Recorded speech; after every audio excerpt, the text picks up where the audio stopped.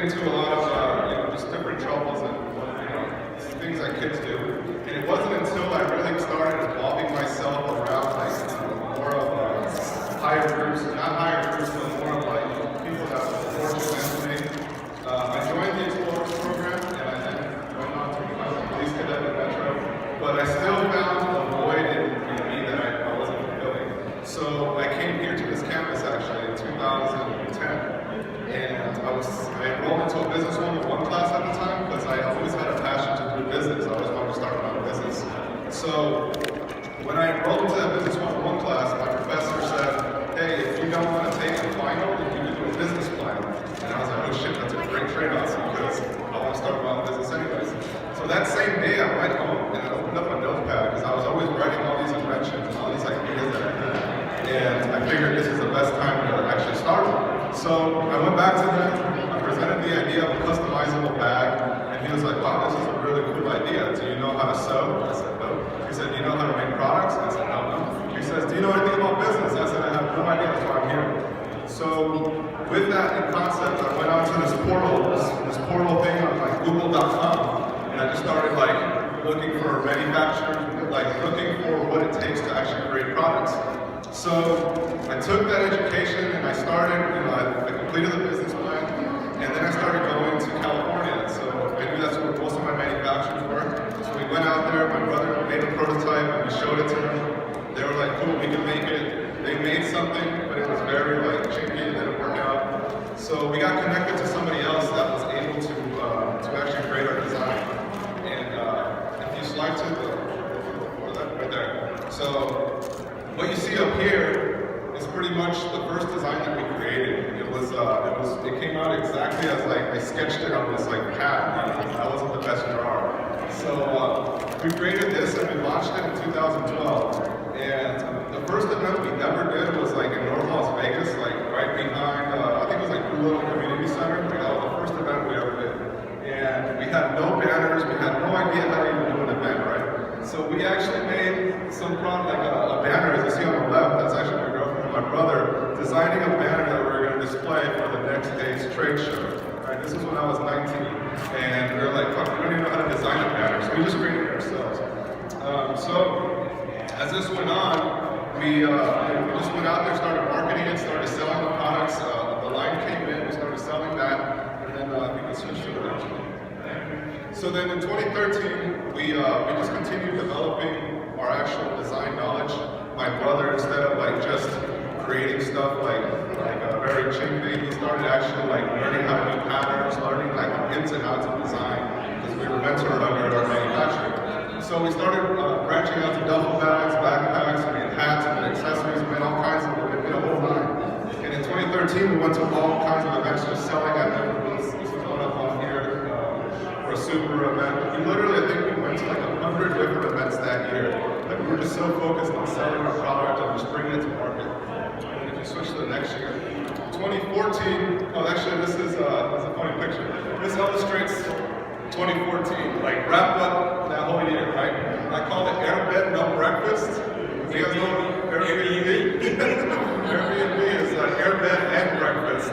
We had no breakfast there. We literally just, I called one of my cousins, I said, hey, can I crash in one of your vacant apartments? And he was like, yeah, sure. So we brought in our mattresses. That's my girlfriend and my brother actually designing something as we were getting ready for a distribution deal. So, next one. So then 2014, we pretty much took all these concepts. So before we were making designs one every 3 months or so. And then this summer, with that summer of 2014, we created about, I want to say 15 designs in a month and a half. And we were literally just grinding out there. That picture illustrated our non-stop grind to create that line to display at the Magic Trade Show, which is an apparel convention where buyers, international buyers go to. And this is some of that work that came out of it. So then we fast forward to 2015, the beginning of this year, we pretty much created a whole new concept for the NBA, and we went out and actually competed for the Governor's Cup, which is a business plan competition. You guys heard of that before? You might have heard of it or not. So this business plan competition is for anybody that has an idea for business. You literally submit your business plan, you prove your viability of it, and then once you have that, you go out and compete. And just switch to the next one.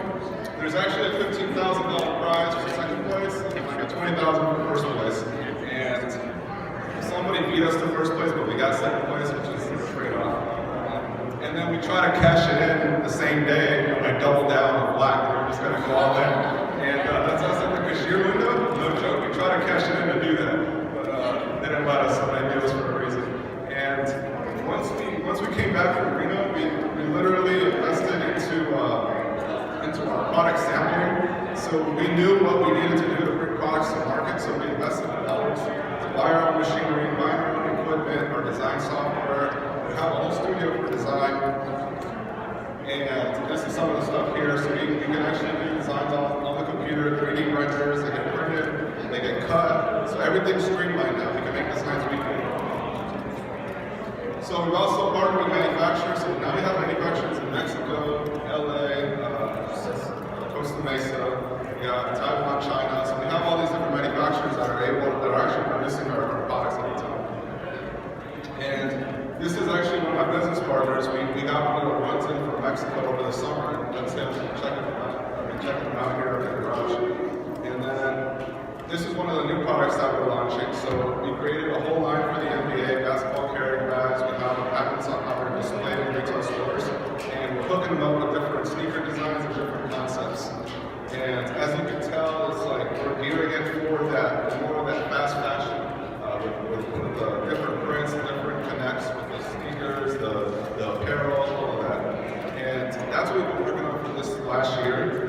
And this is right here, just another one of our lines. So we just flip through these ones. Just the different products that we made this last year. So what that brings us, to just sum it all up, is pretty much that's what we've been doing for the last 4 years. I just gave you guys that in a nutshell, like what our work has been. And in between that, we've all been going to school, we've all been working, we've all been doing our business. So there's no reason why you can't start something while you're here. The only thing that you need is to really find your purpose. That's the only thing that has kept us all together within the last 4 years. I mean, it's been 4 years of us grinding it out together and just sticking through it. And the reason that we do it is because we all know our purpose in life. We all know what we want to achieve, and we all know what we want to accomplish. So without a purpose, you don't really have a reason to wake up out of bed and say, I'm going to give it my all and do something.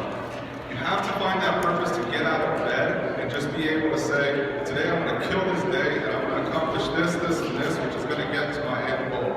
So for those that haven't really established their purpose yet, I'm going to break down 3 things that you can do to really find that. The first thing is, I really want you guys to take it in mind and maybe apply it later this week or whatnot. So the first thing is, what skills were you born with?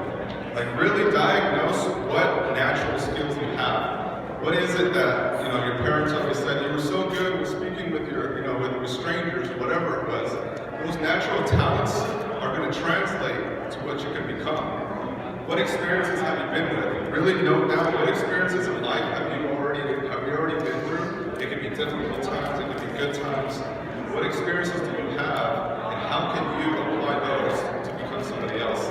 And then how have you learned from them? And then what are you really passionate for? Like what really motivates you? What really do you like? Because once you figure that out, you're able to apply that purpose to any business concept that you have. And for me, before I started my business, my only purpose was to I was always wanting to be challenged mentally. I always wanted to succeed. I always wanted to have a challenge. And that was my purpose, is to be challenged and win. I mean, other people's purpose are art, music, fashion, whatever it may be. You just tap into those and really figure out what you want. And then you're able to apply those. So, since this is an entrepreneur panel, I figured let's define what that is. And the definition of it is an individual who has not working as an employee and runs a business, and is commonly seen as a leader, innovator of new ideas and processes. That's like the short version of what people call or refer to as an entrepreneur. I refer to as entrepreneur as somebody who has already shifted their mentality of just asking for, expecting that the world owes them something, and shifting that mentality to thinking, I deserve that thing. So instead of expecting that somebody owes you something, you shift that mentality to think, I can go out and get it. That's really the definition of entrepreneurship. It's not about relying on others. I mean, everybody has to work a day job, but you got to start creating a way to make revenue on the side. Whatever it is that you're doing right now, you start creating some type of revenue on the side. So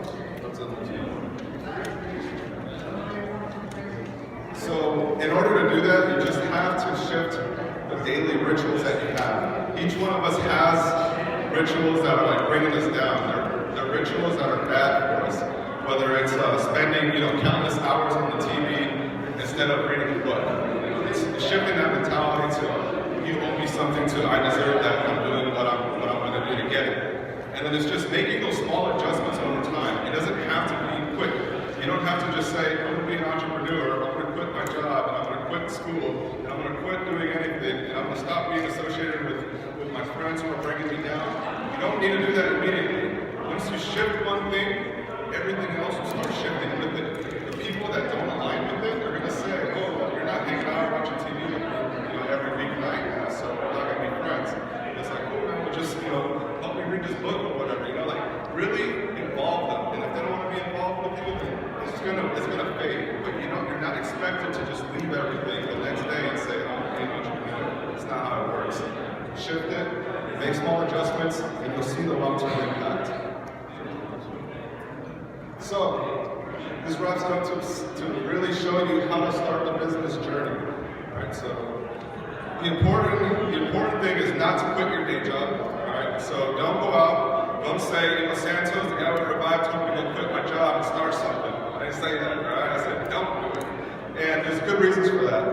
Because we have so many hours in this week, and just really diagnose the amount of hours that you have in a given week, and you'll be able to